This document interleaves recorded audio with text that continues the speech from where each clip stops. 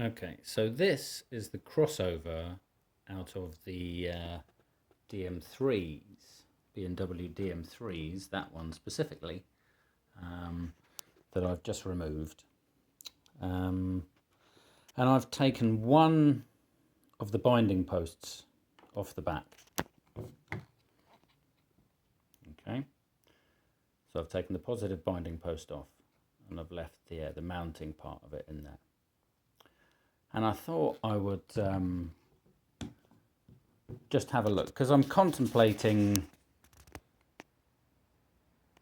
changing some of these parts out for new and rewiring the internal part of the speaker. And I thought I'd have a look and see, okay, what's, because these were pretty high spec back in the day, or very high spec. So I was a bit surprised to find, like, as you can see, like down here, maybe let me get some extra light on there.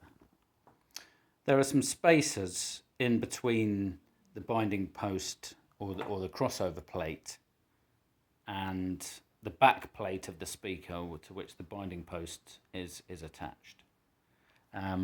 So if we have a look at those, these are, so I've got a little neodymium magnet here. So you can see that kind of like biting spacer is obviously very ferrous. But here, the next two, they must have something slightly, because they are attracted, but only very slightly. That one, the nut slightly more so, but nothing like that one. As you can see, I'm even having trouble getting that off. So these other internal spacers, yeah, that one's really strongly magnetic. The middle one, yeah, strongly magnetic. The last one again is like the other one, so maybe that's the one that they're feeling is actually touching the binding post. The binding post itself, yeah, is whether that's one of these spacers on there or the actual binding post, I'm not quite sure. Let's take that off and have a look. Sorry, I'm not really set up for this, as you can see. Very poor YouTube channel preparation. Yeah, and I can't even really seem to dislodge those spacers from that binding post. But yeah, obviously I think it is, the spacers again are very magnetic, because the actual post itself isn't having any effect. So maybe there's a question, is does it matter if you have ferrous material touching the signal path, as it is with these spacing elements? They're not, I guess, strictly part of the signal path, but they are touching it and closely associated with it. So does that affect things? Anyway, I'm going to replace these for tube connectors either way. So I'm thinking, even though this is obviously an iron core inductor down in the bottom right here, I've read on a forum that somebody has changed the capacitors, but has left it at that. You've got these networks in there for the switchable high frequency or ultra high frequency, and the phase shift, I guess, or I mean, not even really quite sure exactly what that is doing.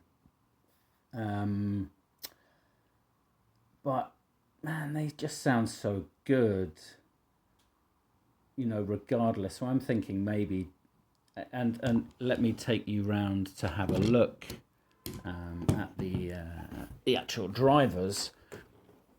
Yeah. So that's the back. There is this fabric which goes over the rear woofer. But as you can see, it comes with these push-on connectors which connect it to these plates here. Now those aren't ferrous or magnetic. There's no well, look, I'm next to the speaker there. Yes, apologies for this.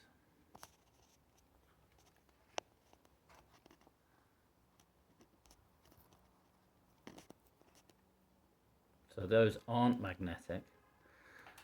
And seeing as there's all this wiring, and like I said, everything sounds so good, I'm obviously going to drop these units out. So it'll literally just be a bit, I'm not going to go touching the rest of this. I might, this is obviously a little bit of corrosion on the body of the tweeter there. I guess that's the ultra high frequency. I might give that a little bit of a clean up, but otherwise actually I'm going to do as little tampering as possible, I think, with these. I mean, yeah, this all looks, I don't think they were doing a shit job back then. So yeah, I'm looking forward to seeing how the new woofer units improve the sound and the binding posts, and it'll be happy days.